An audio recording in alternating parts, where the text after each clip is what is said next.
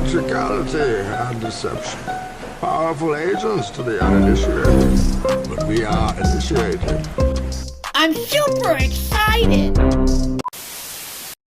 Today, many are saying that the FBI went undercover and posed as a patriot group to march on Washington, D.C. I personally spotted many red flags, such as the covered faces. Patriots don't typically do this, and the only other group that does is Antifa.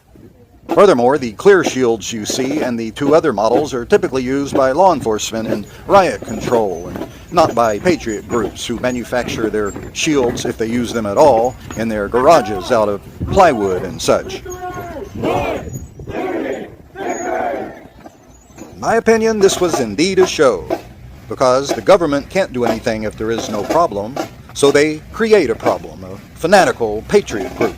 Thusly, the government now has a reason to implement policy change to put an end to these types of groups.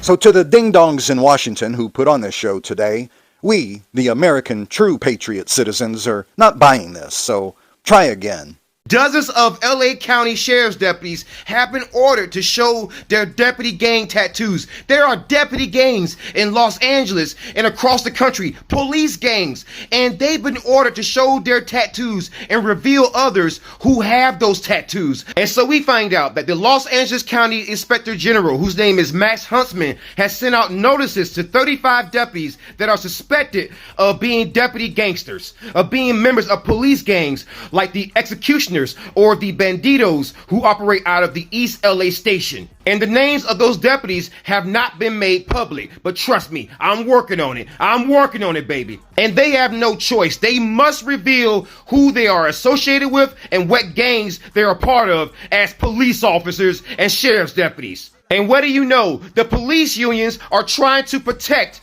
their deputy gangsters. ACAB 1312.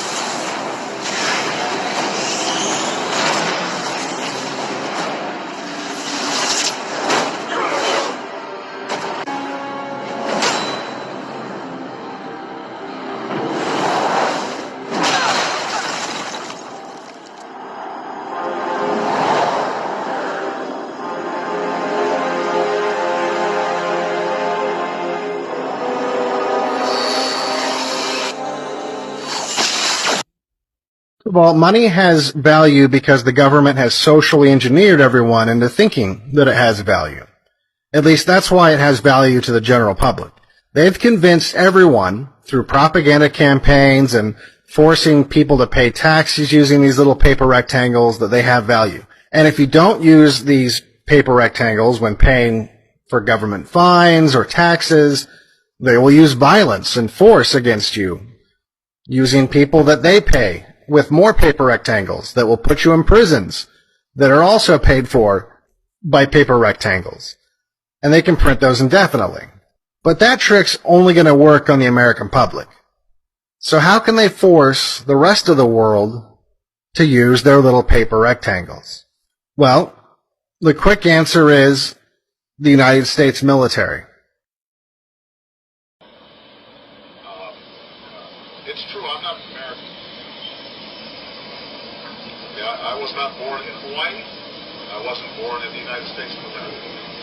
I come from Kenya. And so I think people saw my election as proof, as testimony that our society has continued to become more and more naive. Religions that have come together around a set of shared ideas. We are still a place where anybody has a chance to make it through misleading and dishonest practices, if they try. If that wasn't true, then somebody named Barack Hussein Obama from Kenya, from Africa, would not be elected president of the United States. people don't know this about the school system. In 1903, John D. Rockefeller founded the General Education Board, and within 5 years, adjusted for inflation, he would go on to donate over $1.27 billion.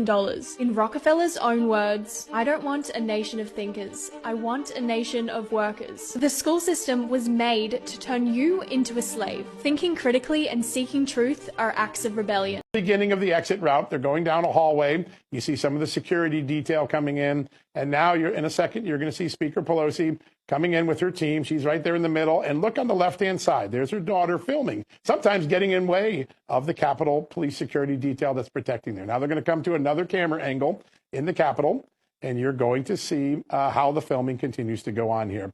Here they are coming down towards an escalator where they're going to go out through a secret route.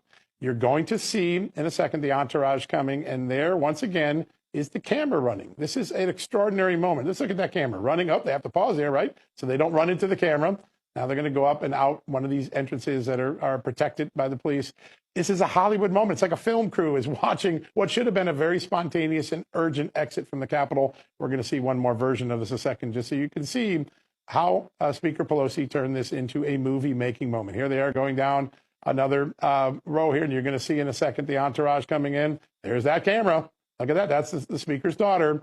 Look at that. No, they got to watch the wall there. See? You see how the camera's sort of in the way as the security detail's coming in.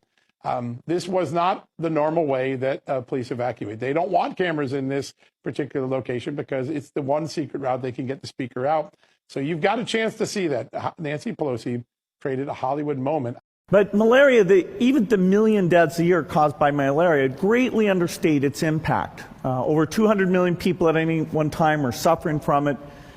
Means that you can't get the economies in these areas going because it holds things back so much.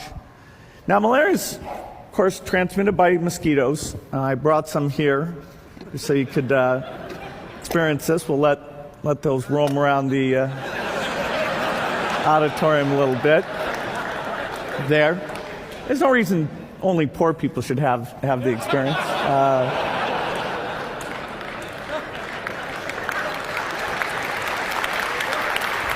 Those mosquitoes are not infected, but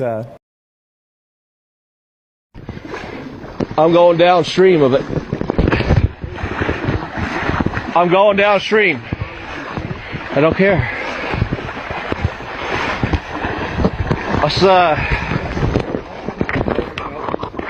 Yes, probably is pretty dangerous, but we're going to turn that off. And if it's that dangerous, come on over. So,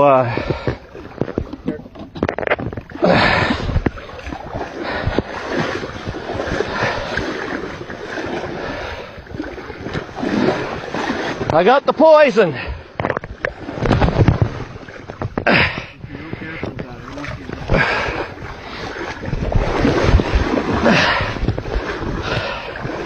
Put it in your canoe. They just started it. I got it shut off in time. Don't breathe it in though, Pete.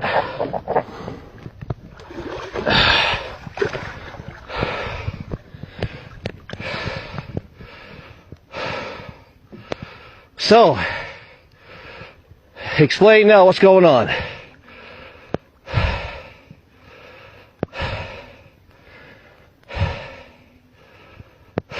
We don't have anything to do with this treatment. Why he's here? We're just here to make sure they don't get hurt, these two people. I'm not here to hurt them. I'm just not going to let them poison the lake. I know, I met you the other day. I don't think you're a bad person. That's the only reason I'm here, okay? Okay, so, boys, we've literally got a ton of people on the way right now. So unless you do want a confrontation, like, man, I've got this going viral pretty much.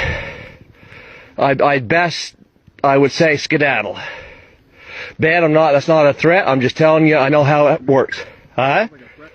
No, I'm just telling you, if you don't want a confrontation, then it's best to leave, right? It's not a threat, it's just the way it is.